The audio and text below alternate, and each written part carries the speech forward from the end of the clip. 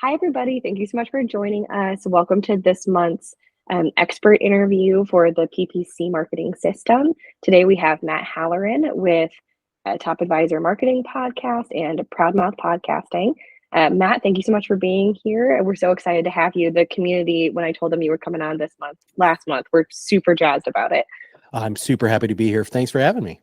Yeah, and today we're going to be talking about all things podcasting, but we're also going to be talking about some bigger marketing concepts like influence for financial advisors and what that looks like, how it impacts their marketing strategy. And Matt, you are just a force. So I feel like everyone I talk to all the time says, have you talked to Matt yet? I'm so grateful that I'm able to now say yes, because we just connected at the tail end of last year. But very excited to have you here. And let's just kind of start chatting about how did you get into the financial advice space? So I was a failed therapist. So it's kind of a backhanded success story. I had graduated with my master's degree as a life coach and as a therapist, and I was working in a small town in Nebraska, and I just wasn't very good at it. I got very frustrated with my clients because they didn't want to make progress. And I also worked with adults with severe and persistent mental illness. And so they don't normally get much better.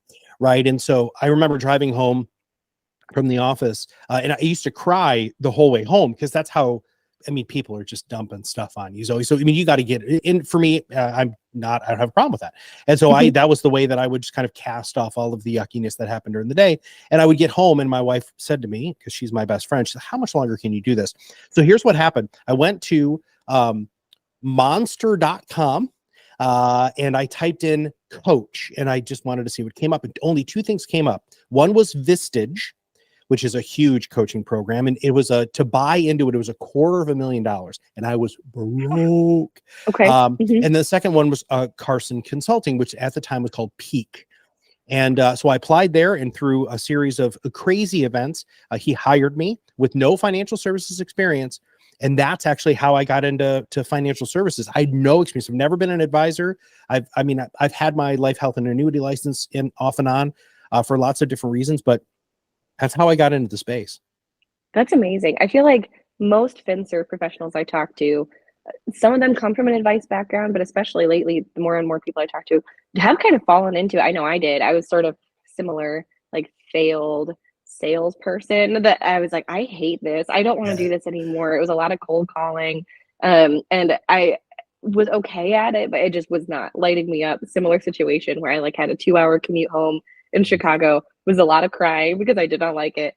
And it was just emotional overwhelm, a lot of rejection, which is funny now being a business owner. You get more used to the rejection, but when you're 21, it feels like a lot. And so ultimately kind of stumbled into this space too. So that's very relatable. I understand completely. It's been a nice journey, right? And so my therapist friends and my life coachy friends all told me that I sold out, right? And I said, you know what? Here's the deal. Yeah, sure. Why not? You're more than welcome to say that.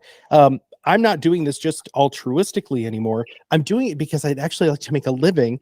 We were just talking before we hit record, everybody, that Zoe's got twins. I've had twins. And my kids were about the age of your kids now when I made this transition, and I needed to make money, right? My wife was in school to become a teacher. And so, it wasn't like I don't have infinite resources. And so, and to be honest, I think that the kind of coaching that I did when I worked with Carson, the kind of coaching that I did when I owned my own coaching and consulting firm, and really what we're doing now, we're actually fundamentally changing the way that advisors treat their clients and look at themselves, because we're challenging them to unapologetically be themselves instead of all of those stupid airs. You've been in this a while.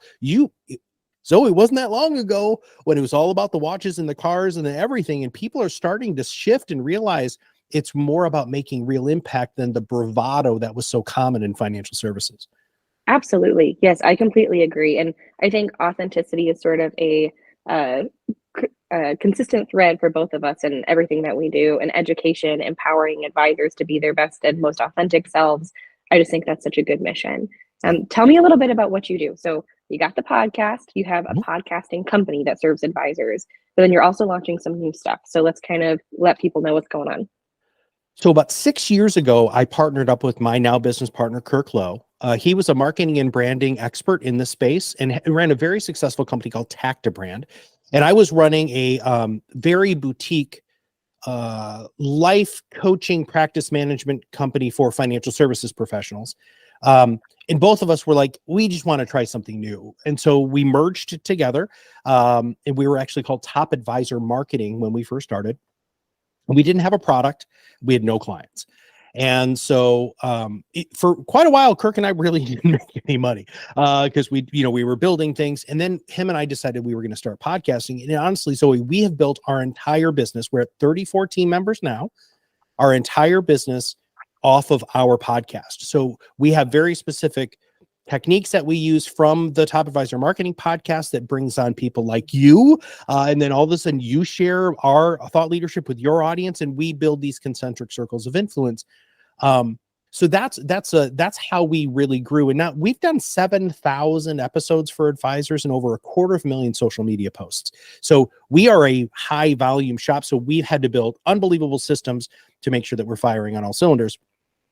So our bread and butter is what we refer to as our managed influence service, where we do 2 podcasts a month for financial services professionals. Now, we like working with people who aren't sales focused, who are relationship focused. That's really important. And we also really prefer to work with RIAs because I'm the chief compliance officer here. So I'm always meeting with compliance people, but we know that they're not going to say stupid stuff.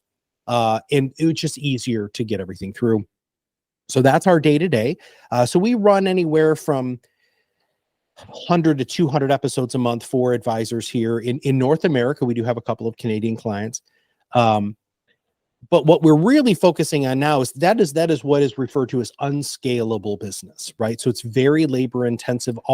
Actually, out of the 34 people, 28 of them are full-time to provide the social media services, the podcast co-hosting, the post-production, the syndication, all the stuff that we do there. The rest of our focus right now is really on this influence acceleration with this assessment that we've created to help advisors find out if they have the right mindset and the right behaviors to be more influential, because we believe that influence is the only marketing left that works. And if you understand what influence is, everything changes. And then we build all of that back into our podcasting system because that's what we're working with advisors. I love that. And I think podcasting is such a unique platform. Obviously, like we focus on long form writing for our boutique agency. But one thing I always tell people is like doing content swaps, or if you have a podcast, getting guests on, because I think advisors really get focused on this concept of filling the seats on the bus, right? So they want to fill that prospect or that client bus up. And I always say, wouldn't it be easier if you just borrowed somebody else's already full bus? Yeah. Like, wouldn't it just be easier to drive their bus? And I feel like podcasting is such a good medium for that, right? It's not necessarily easy to get on somebody else's podcast or get people on yours, but it is so much easier than trying to like build up a brand solo. You have more conversation. I think it's more enjoyable that way. So what a cool sort of space to be in. And I love this kind of tie to the influence concept too. So talk to me more about that. Influence is the only marketing kind of left. I tend to agree, but I want to hear your kind of take. When I was at Peak, we had a guest speaker. His name is Dr. Robert Cialdini. He came out with a book which is now called The 7 Principles of Influence. Back then it was The 6 Principles of Influence. And I remember reading the book and thinking to myself, this is a game changer in the world of sales because it changes the dynamic, right? So what we believe is what advisors have been doing really since the 1900s, which I love saying that because it puts it into perspective that some of them are still marketing like it's in the 1900s, which is push marketing. They're going to talk at people, try to convince them that they're smarter, faster, better, whatever, stronger than any other advisor. And that's actually not how people want to buy anymore. They want to be attracted to your brand, consume your content, be influenced by you, and opt in. Opt in, what we refer to as pull marketing, is one, it's so much easier. It's so much less stressful. People come in pre-sold, but the sales cycle is much longer.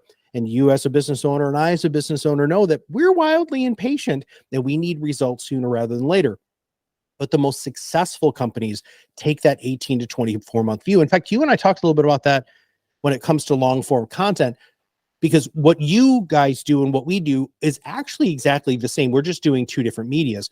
We do it with voice, right? And then you do it with writing, but taking both of those long form contents and turning it into micro content so people can progressively engage with you more.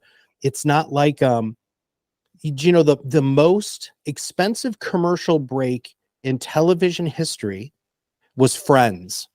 And it was the last break before the closing of the show. And, Crazy Larry's used car used to come on and yell at you about how great their car deals were. Nobody wants to be yelled at anymore, Zoe. They want to feel like they're part of a conversation, part of the conversation. And the other thing too is people are educated. I mean, that's the other big thing. And we just posted something on LinkedIn about this, that when I go to buy a car, I know they've got the car on the lot. I know how much it's going for. It has every option that I want. And I go in and I'll go to the salesperson. I'll say, this is going to be the easiest sale you ever had. You have the car on the lot. This is what you're going to give me for my trade-in. It's already there. It's in writing. Like you've already, I know this is what you're going to pay for it. This is what I want to pay per month. I can be out of here in an hour. That's how people, and they're going to do the same thing with financial services. And so that's how influence all works together. You have to have long form content with short form content. People need to buy in, feel like they're part of the conversation, and they also need to feel like they have access to you. One other quick thing, and I'm sorry, I'm talking a lot here. No, this is great. One of the other quick things, this just happened recently at a conference.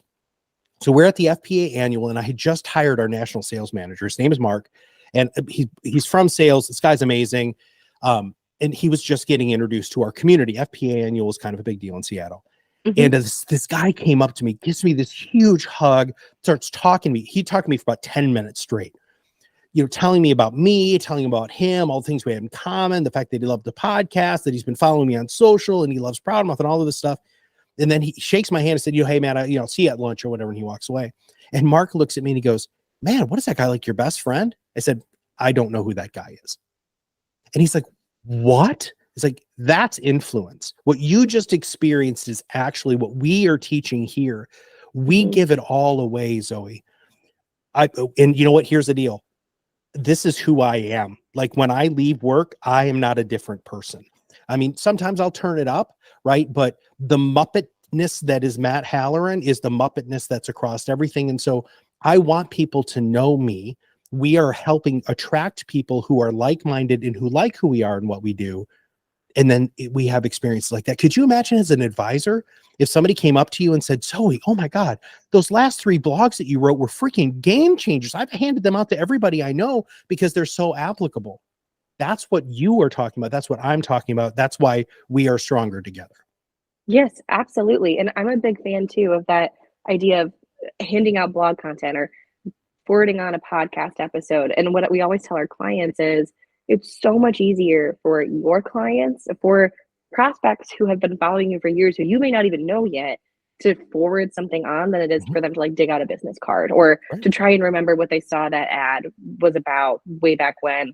It's just, I think it's like you said, building that influence, making those connections, making people feel like they do know you, and kind of like you said, giving it away for free, being an open book.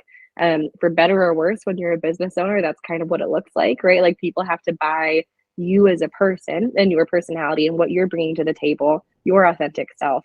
And then your brand is sort of a second arm of that, if that makes sense. Yeah.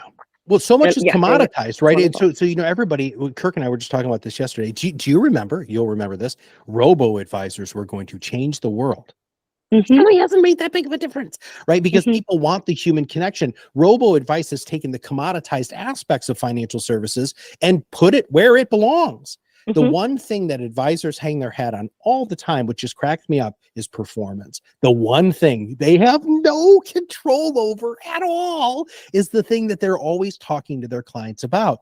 When you change that conversation through great content about the human aspect of who you are and what you do, everything changes for your company.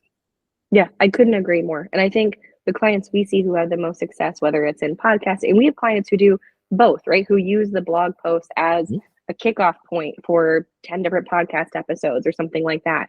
And again, I think that is just another way that content can work in tandem, and you don't have to be siloed and I just do video. Realistically, you should probably do all of it, but that's a different conversation for another day, which is probably stressful for most advisors to hear. But I still think that you can have those pillar pieces and then repurpose, have the same message again and again, make those human connections, talk about the human side of money. And anyways, what I was saying was the clients who we've seen have the most success are doing all of it in different ways, are willing to try new stuff, and are really listening to like their A-lister clients, the people who they're excited to see on their calendar, and hearing, okay, what are the concerns? Like, what am I answering in these meetings? How can I take that and repurpose it into content? Because advisors are such experts in a space, and I'm sure we both run into this too as marketers, right? You're an expert marketer, you're an expert podcaster.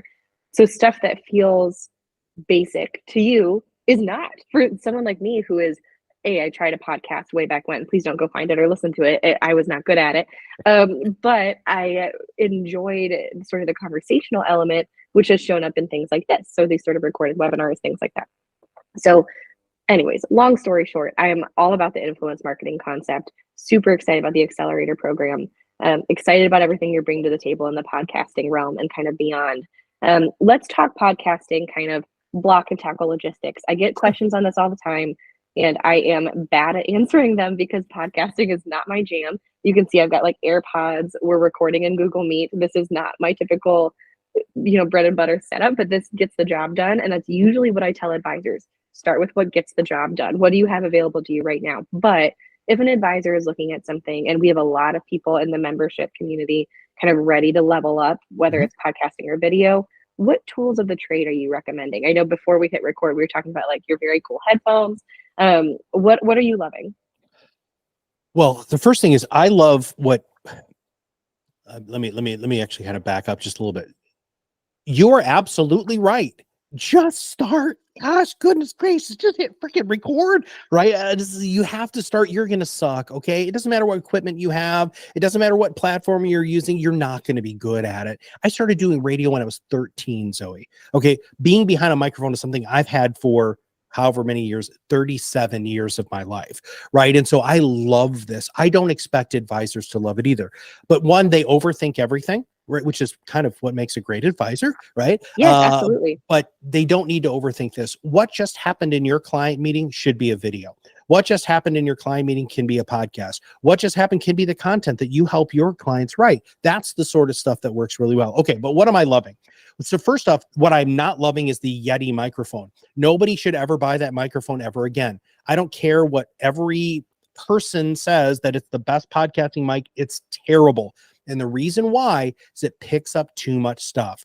So when you buy a microphone like that, you have to soundproof your room and you have to be in a quiet space. And, I remember when we first started podcasting, clients would have that microphone because that's what everybody was buying at the time. And they would have a towel over their head in a closet in their home because the echo was so bad. So here's what you want. You want a directional condenser microphone. They're very, very inexpensive, less than $100, plug and play into your computer. Use Zoom, use Google, use whatever you want to do to record the video component or even the audio component of your podcast.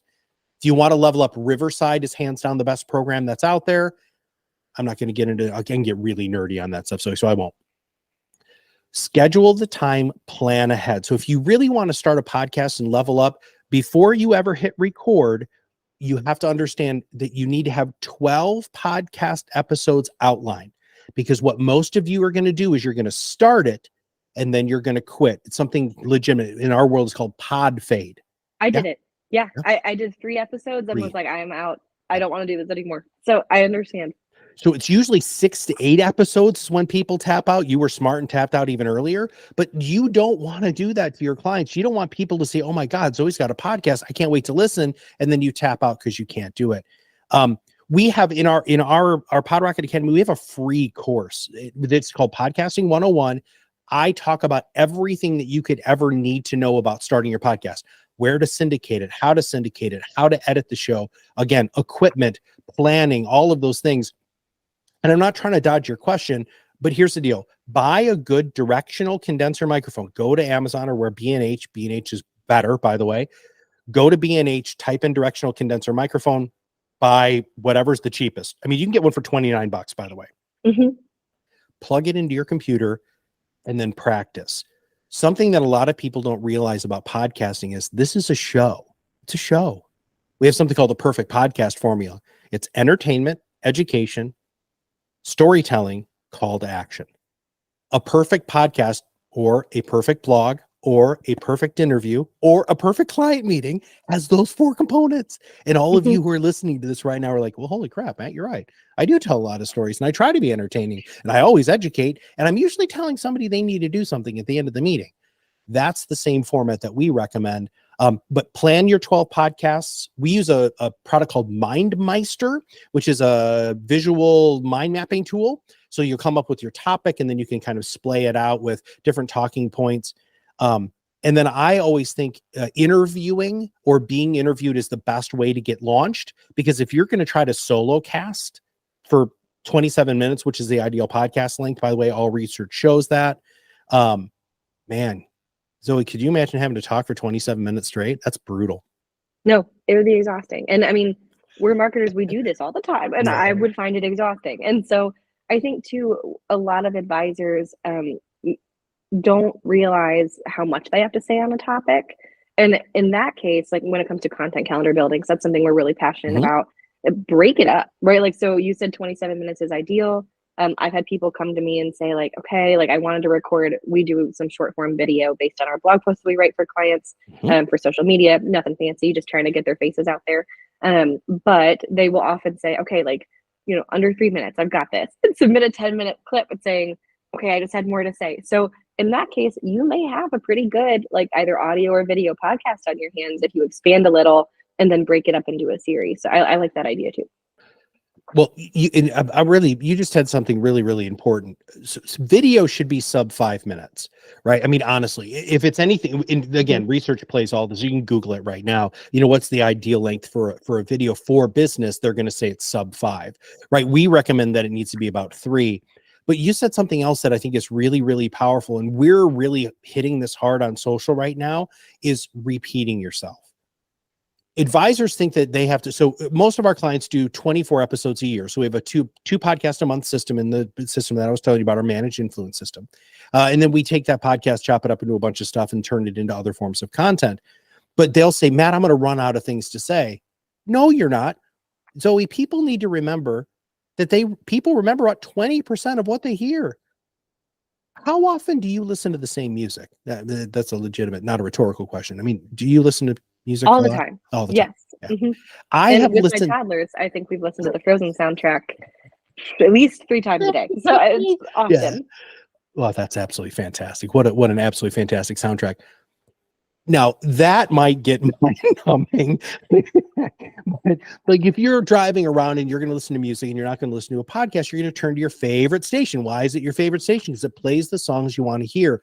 Branding is no different. Marketing is no different. It's rinse, lather, repeat, rinse, lather, repeat, right? That's what you have to do.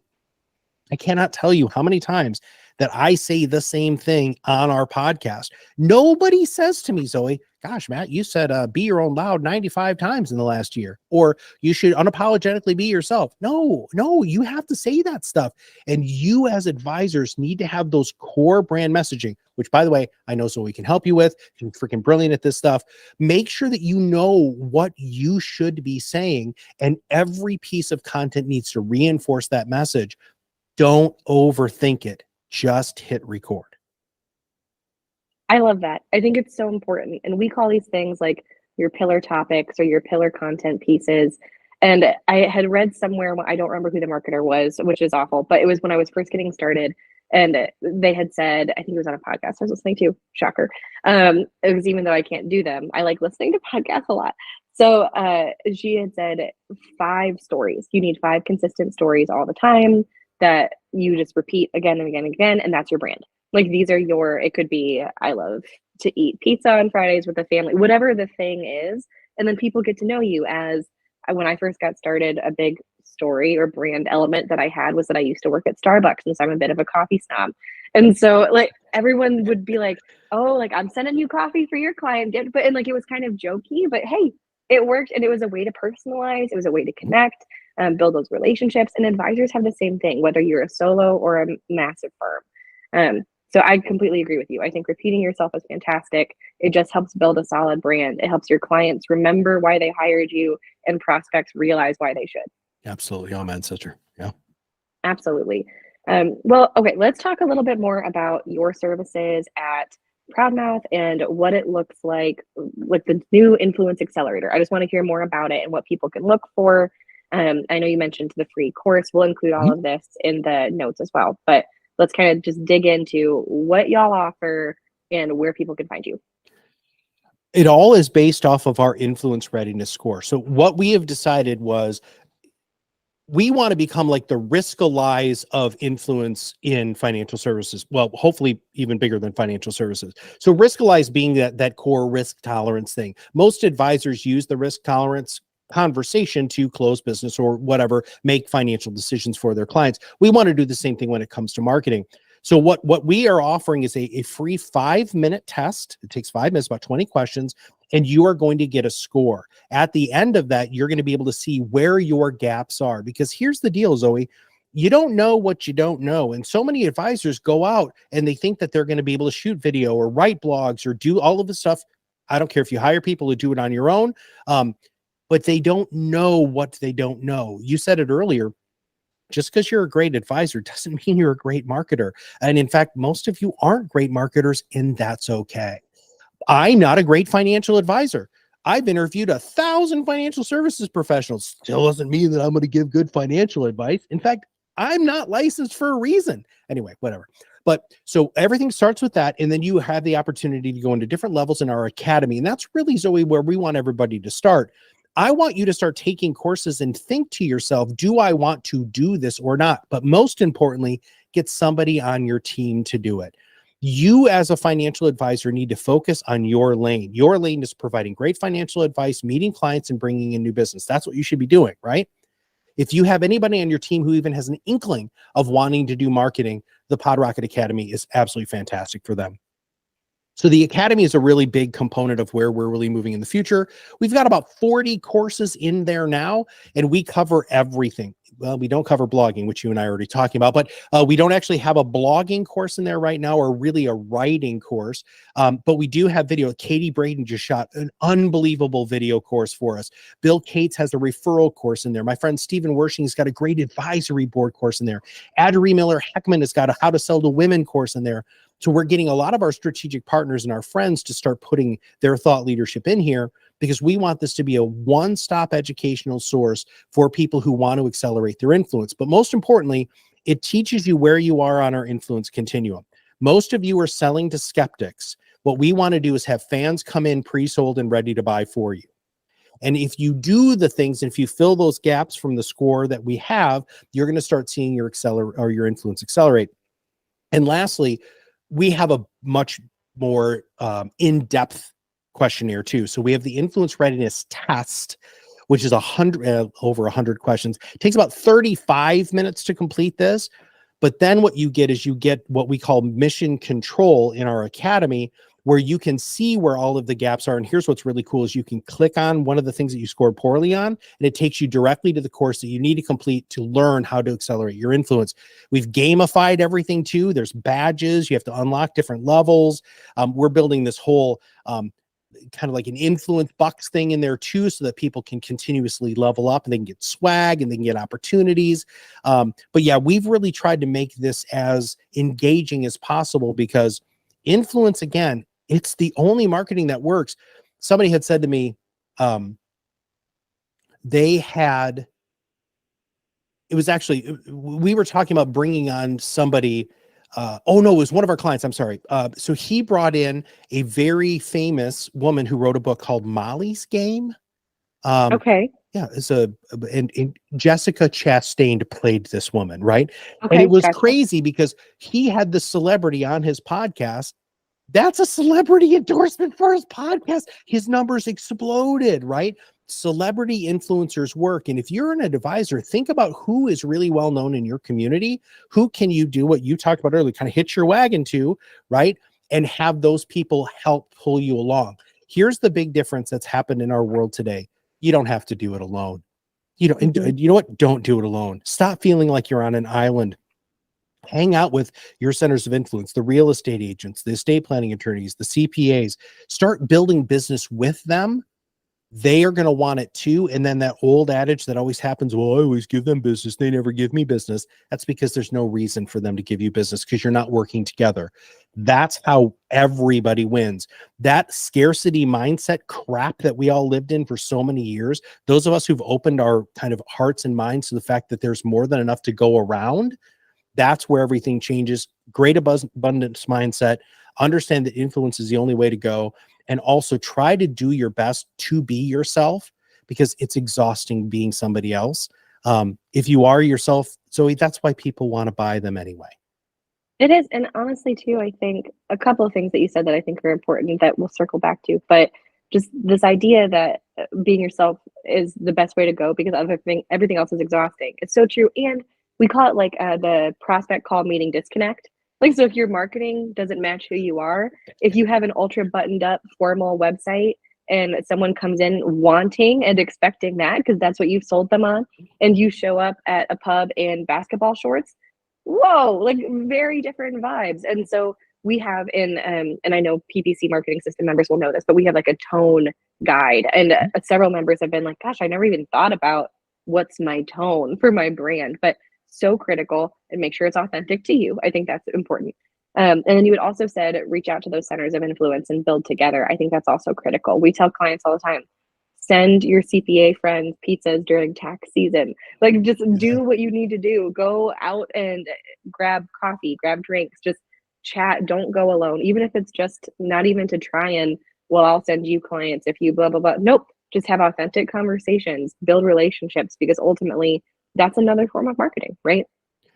You know, there's a person that I'm sure nobody's probably heard of, but they're very, very, very famous on the grand scheme of things, which was, if you treat, you should treat other people the way that you want to be treated, right? If you just think about that core value, if you were a CPA and it was tax time, wouldn't a pizza be awesome? Or coffee, right? Or, donuts, or, I mean, just think about that. What can you do to just be kind to other people? You don't understand how powerful kindness is. Something that blew our brand up when we changed from Top Advisor Marketing to ProudMouth, we have a very strong swag game here, as evidenced by I am wearing everything. Yeah. And so when people come on our show, we send them swag to thank them, right? Just a random act of kindness. Man, I can't tell you how many pictures I have of like pretty well-known people in financial services wearing a ProudMouth hat, or wearing ProudMouth socks, or wearing a ProudMouth t-shirt, right? It's just being kind. Look, everybody loves free stuff. Everybody loves free stuff. I don't care how much money you make. In fact, there's a gentleman who runs this huge law firm, probably the biggest in financial services. He has been on me to send him a hat. He could have this hat printed with pocket change that he has in the couch, right? But for some reason, it's just it's that gift mentality. Listen, if you want other people to treat you well, treat them well. And you know what? Be the better person and do it first. That CPA, that estate planning attorney, that realtor, that divorce attorney, that retirement coach, whoever it is, just be nice, be genuine, be yourself, and your business is going to explode. I completely agree. And like you had said, it's the long game, right? Just like marketing to prospects is a long game, marketing with COIs, whether it's having them on your podcast or what have you, that's a long game too. Building those relationships take time. So I think this is fantastic. Well, Matt, this has been wonderful. I feel like we've had so many good questions answered. I'm pumped to load this up into the PPC marketing system. And where can people connect with you, find you? Where are you most, I guess, present? Is it LinkedIn, Twitter? It is. Yeah. Follow me on LinkedIn. Now I am a little bit more active on Twitter more recently.